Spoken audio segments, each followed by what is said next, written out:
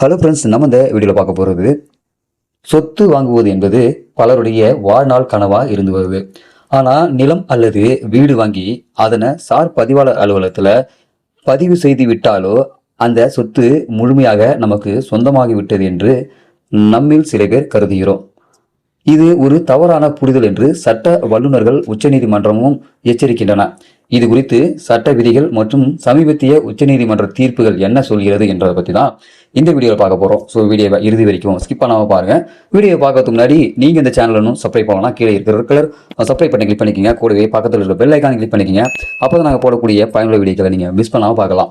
வாங்க வீடியோக்குள்ளே போகலாம். இந்தியாவில் ஒரு சொத்தை வாங்கும்போது அதனை சார் பதிவாளர் அலுவலகத்தில் பதிவு செய்வது என்பது மிக முக்கியமான ஒரு நடைமுறையாகும். இந்திய பதிவு சட்டத்தின்படி 100 ரூபாய்க்கு மேல மதிப்புள்ள எந்த ஒரு அசையா சொத்தையும் மாற்றும் போது அதனை எழுத்துப்பூர்வமாக பதிவு செய்ய வேண்டும் என்பது விதி. ஆனா பத்திரப்பதிவு செய்துவிட்டாலோ அந்த சொத்தின் முழுமையான உரிமையாளராக நீங்க மாறிவிடுவீர்கள் என்று நினைப்பது ஒரு தவறான புரிதல். பத்திரப்பதிவு என்பது ஒரு சொத்தின் உரிமை கைமாறுகிறது என்பதற்கான ஒரு ஆவணம் மட்டுமே தவிர அதுவே அந்த சொத்தின் இறுதி உரிமையை உங்களுக்கு வழங்கிவிடாது. சொத்து வாங்கும்போது பத்திரப்பதிவை முடித்த பிறகு அந்த பதிவின் அடிப்படையில வருவாய்த்துறை ஆவணங்களில் உங்கள் பெயர் மாற்றுவது மிக அவசியமாகும். இதனை சொத்து மாற்றம் அல்லது பட்டா மாறுதல் என்று அழைக்கிறோம்.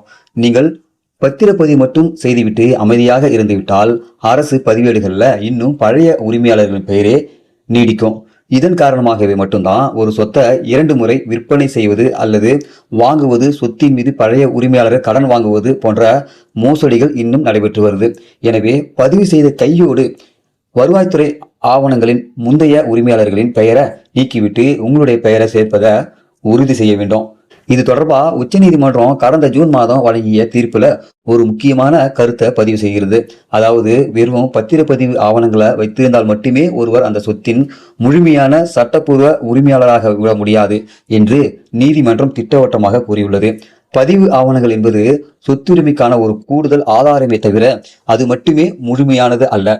ஒரு சொத்தின் மீது உங்களுக்கு முழுமையான அதிகாரம் கிடைக்க வேண்டும் என்றால் அந்த சொத்து தொடர்பான அனைத்து ஆவணங்களையும் நீங்கள் சரியாக வைத்திருக்க வேண்டும்.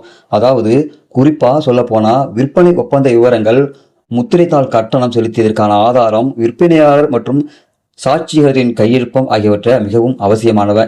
இவை தவிர குறிப்பிட்ட அந்த சொத்தின் மீது எவ்விதமான வங்கி கடனோ அல்லது இதர வில்லங்கங்களோ இல்லை என்பதற்கான தடையில்லா சான்றிதழ் பெறுவதும் முக்கியமானதாக கருதப்படுது.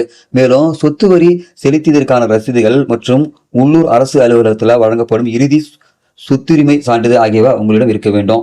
இந்த அனைத்து ஆவணங்களும் சரியான இருக்கும்போதுதான் ஒரு சொத்தின் உரிமை சட்டப்பூர்வமாக மற்றவருக்கும் முழுமையாக மாற்றப்படுவதாக கருதப்படும் என்று உச்சநீதிமன்றம் விளக்கியுள்ளது.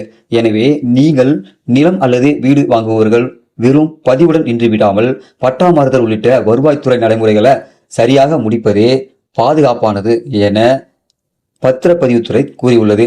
ஆகவே பத்திரப்பதிவு என்பது சொத்து பரிமாற்றத்திற்கான ஒரு ஆவணம் மட்டுமே தவிர அதுவே அந்த சொத்தின் இறுதி உரிமையை உறுதி செய்து விடாது என்பது சட்ட வல்லுநர்களும் சட்ட விதிகளும் சொல்லக்கூடிய முக்கியமான கருத்தா கருதப்படுது. ஸோ எனவே நீங்க யாராவது சொத்துக்களை வாங்கும்போது கண்டிப்பா இந்த நடைமுறைகளை பின்பற்றி உங்களுடைய சொத்துக்களை உங்கள் வசம் கையகப்படுத்துங்க.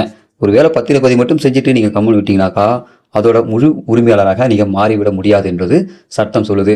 ஸோ இந்த வீடியோ உங்களுக்கு யூஸ்ஃபுல்லாக இருக்கும்னு நினைக்கிறேன். யூஸ்ஃபுல்லாக இருந்தாக்கா லைக் பண்ணுங்க. இந்த வீடியோ சம்பந்தமான உங்களுடைய கருத்துக்களை இந்த வீடியோ கீழே கமெண்ட்ல தெரியப்படுத்துங்க. நிலம் வாங்கக்கூடிய உங்களுடைய நண்பர்களுக்கு இந்த வீடியோவை ஷேர் பண்ணுங்க. இது போல பயனுள்ள வீடியோக்களை நீங்க தொடர்ந்து பார்க்கணும்னாக்கா நம்ம யூடியூப் சேனலை சப்ஸ்கிரைப் பண்ணுங்க. மீண்டும் இன்னொரு வீடியோவை சந்திக்கலாம். அதுவரை மனிதர்கள் மதிப்போம், மனித உயிரை காப்போம். நன்றி.